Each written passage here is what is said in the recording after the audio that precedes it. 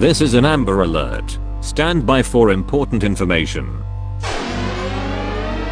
The following message has been transmitted at the request of the Wisconsin Department of Justice. The Amber Alert issued for the newborn girl has been cancelled. Law enforcement agencies reported the missing newborn found dead this morning.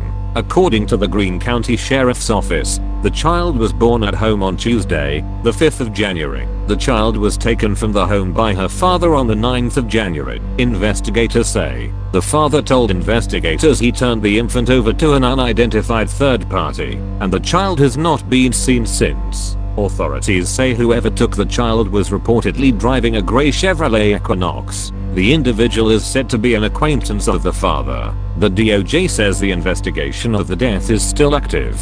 Search volunteers are no longer needed and law enforcement is no longer looking for the gray Chevy Equinox. If you have any information, call the Greene County Sheriff's Office Dispatch Center at 608-328-9400. If you wish to remain anonymous, you can also call Greene County Crime Stoppers at 1-800-422-7463 or submit a tip through the Greene County Crime Stoppers website at greencountycrimestoppers.com.